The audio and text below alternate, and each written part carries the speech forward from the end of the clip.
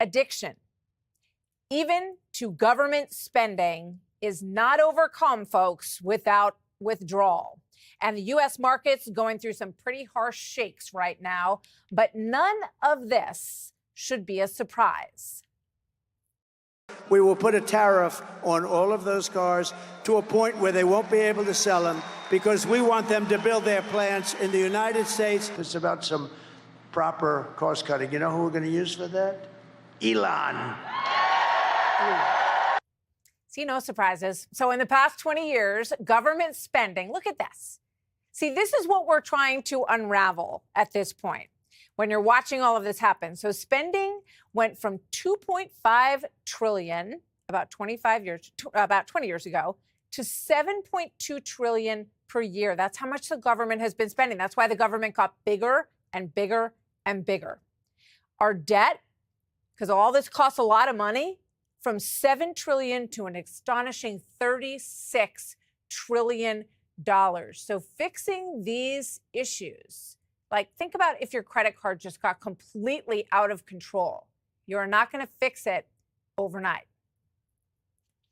Really, I just don't want America to go bankrupt. I'm just here trying to make government more efficient, eliminate waste and fraud, and so far we're making good progress, actually. That was Elon with Larry Kudlow yesterday. So remember this, too. 83% of Americans during the election said they wanted substantial change or complete and total overhaul of how the country is run. So that is what we're watching in the first 50 days here. It's a painful detox, to extend the drug addict analogy, as Charlie Gasparino did in his piece today. He was with us yesterday. Today, we've got Mark Tepper, Strategic Wealth Partners President and CEO, and Dagen McDowell, host of The Bottom Line on Fox Business. Great to have both of you with us. Your thoughts as we watch this market coming off its lows today. Dagen, let me start with you. And I think if you look at the NASDAQ, I turned to Mark when we were sitting in the green room. I went, is the NASDAQ actually up? Yeah. I don't pay attention as much to the stock market in this environment as I do to the bond market, and particularly to longer term interest rates and what the U.S. government has to pay to borrow at this moment, because that is what President Trump and his entire economic team are focused on. And that is, and Elon Musk talked about this yesterday. He said, we have this enormous federal budget deficit. It is $2 trillion, the deficit, and it keeps growing. Our interest payments are higher than our Defense Department budget. I think that was the wake-up call for me. Our interest is even higher. What we pay every year in interest, and we've talked about this, is even higher than what we spend on Medicare. It is the second largest budget item, our interest expense, next to Social Security. And if we can't eradicate the budget deficit and get our interest expense in check, and if it starts mushrooming it, that is the death spiral of the American economy. And again, so I watch the longer-term interest rates. Longer-term interest rates have actually fallen. They're below 4.3%.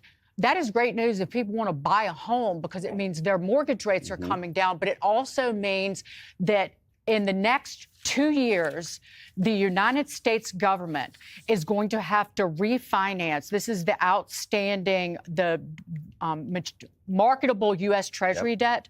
The United States government has 57% of our marketable debt as a nation has to be refinanced in the next 2 years. At higher rates. Because of what Joe Biden and Janet Yellen and company did. So if the most important thing to watch now is President Trump, are they getting our financial house in order? Are borrowing rates in check so we can right size the nation? And the answer is yes. So the stocks might be selling off. So there's obviously, a lot of battle over this tariff issue, Mark. Yeah. At the highest echelons of people who look at the financial situation here, and this throwback soundbite to Ronald Reagan back in 1982 is getting quite a bit of play today. In fact, the New York Post reported that Jamie Dimon was recommending it to take a look at which tells you about his feelings on this. Watch this.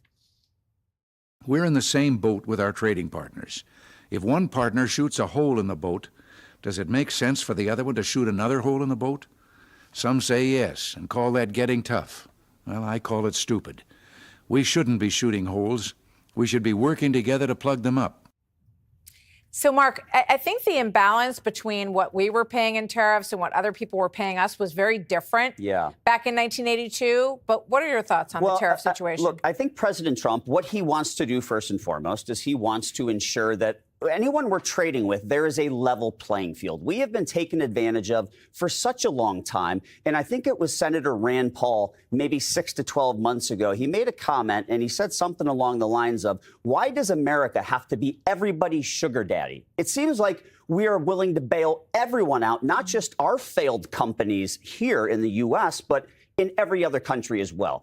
And we've really had enough of that. So when it comes to the tariffs, I can tell you firsthand, I'm a Young Presidents Organization YPO member, so I'm talking with small business owners every single day. These are small business owners who were super pumped in November after the election. They're like, oh my gosh, this is great. We can now execute on this growth plan, that growth plan. They are hesitant and tentative right now because they don't have clarity.